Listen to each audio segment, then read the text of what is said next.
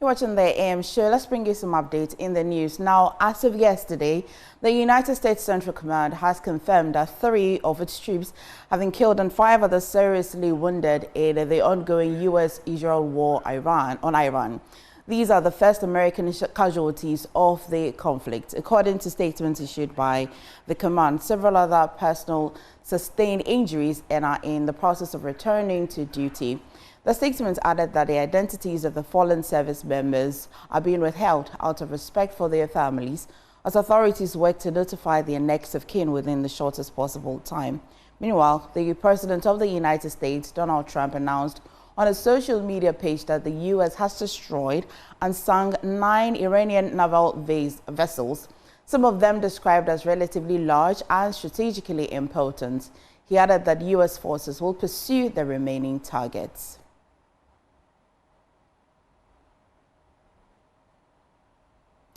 We'll bring you more on that story later on the show on our big stories. But away from that, President Mahama has arrived in Arusha, Tanzania, where he will be the special guest of honor at a ceremony to open the 2026 Judicial Year of the African Court of Human and People's Rights on Monday today. The ceremony will also be used to launch the 20th anniversary of the court. According to the presidency, this is the first invitation for a sitting president of the Republic of Ghana to address the AU court. Presidential Affairs correspondent Maxwell Agbagba has more in this report. President Mahama landed at the Kilimanjaro International Airport on Sunday and was received by the Minister of Foreign Affairs and East Africa Cooperation of Tanzania, Ambassador Mahmoud Tabit Kombo. Also at the airport to receive the president was Ghana's High Commissioner to Kenya, who is also accredited to Tanzania, His Excellency Paul Evans Adu, and Supreme Court Judge Justice Sir Dennis Dominic Ejay, who is also a member of the African Court on Human and People's Rights. President Mahama was accompanied by senior government officials, including Presidential Advisor Joyce Ba Mokhtari and the legal advisor to the President, Marietta Ejewabru.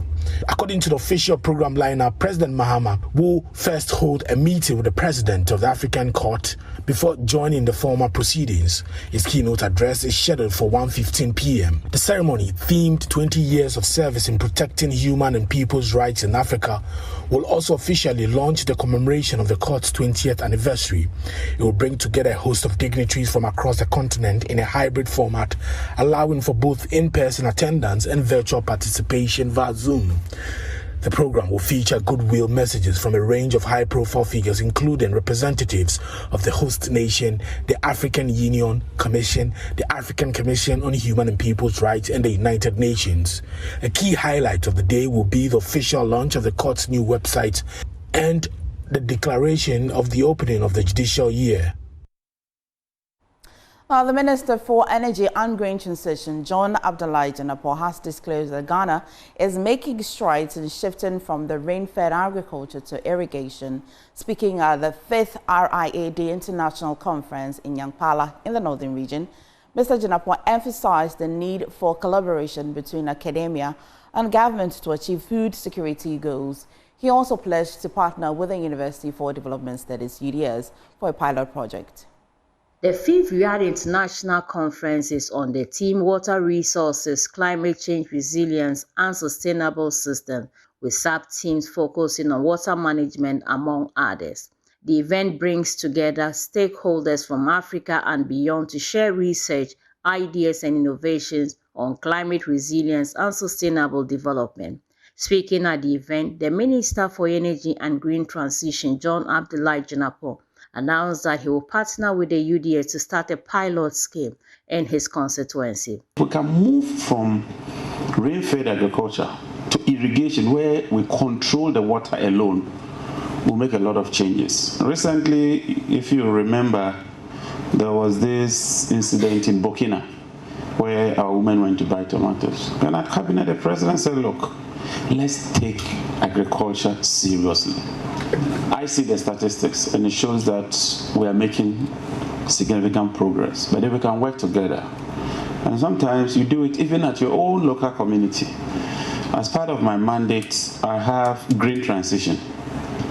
So I sat down and I said, what can I do to also support agriculture? And I realized something. We have these huge pumps. Those pumps uses irrigation, solar. Others do solar with battery-backed solar, and it becomes very expensive. People farm in daytime or in the afternoons or daytime. So we've rolled out a program where we are installing huge solar water pumps on the Black Volta. And that is where I have to collaborate with you and your institution to see how we can work together. I can secure the funding. We are installing the solar pumps. We are installing the solar panel. Daytime when the sun shines, pump the water and use it. Nighttime, let's go. But I'm looking at the technology. We'll collaborate together, do this pilot project and see how we can roll it over and extend it to other areas so that we can food secure. Director of Wawisa UDS, Professor Felix Abagali, highlighted some of the center's successes. Chairman, over the period, we've trained over 142 students from 26 African countries at the master's and PhD level. We have also trained, built capacity of just a little up to 1,000 participants in terms of short course training in different areas. And this also cuts across the African continent. Our presence doesn't only therefore stay within the Nyankola campus or the University for Development Studies or the country, but we have presence in 26 African countries, aside our partners from Europe, Asia, and the rest.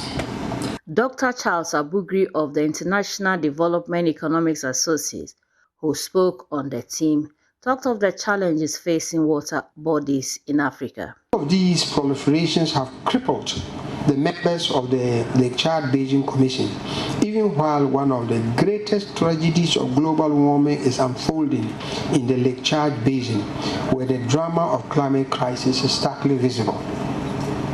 Lake Chad is dying. Landsat images from all sorts of places have shown that Lake Chad has shrunk within a 30-year period from a 25,000 square kilometer area to less than 2,000 square kilometers today. And in a move to safeguard public health and improve sanitation, the Odikro of Kokordo Apelsika, Oyadeye Kweku Enu III, has commissioned a new public restroom and bathing facility to help curb open defecation in the community. Addressing residents at the ceremony, he urged them to make proper use of the facility to protect themselves and the wider community from disease, while encouraging continued support for developmental initiatives in the area. Facility fulfills a pledge made by the Odikro of Kokwado Apelsika in Cape Coast during the 25th anniversary of his reign. Speaking at the ceremony, the Odikro, who also serves as the Maore Hen of the Ogwa Traditional Council, Oyadeye Kweku Enu III, noted that the project forms part of efforts to improve sanitation in the community and especially to curb open defecation. 25 years, I decided to give something to my community. So, for breaking public defecation, we decided to put this edifice down. Open defecation comes with cholera, diarrhea, a sort of sickness. So STDs, so really it will be very, very good and impact for the community. He further urged residents to make proper use of the facility to help sustain it and attract more developmental projects to the area. Ghana, our maintenance culture is bad. So we decided to take a minimum 2 cities, so that those who are going to foresee. I've forgotten my seminar. Yes, he's with me and the unit committee all the time. So they are going to oversee it, so that always you see it very tidy. To the public, those who are coming to use the facility, to use it well, so that more of some of these facilities will come. You see, the community is big, and we are planning to send another one at the top there, and so that you don't walk far away before you go and then ease yourself. So I'm advising the community. After this, what all of you have seen, don't be apathy again.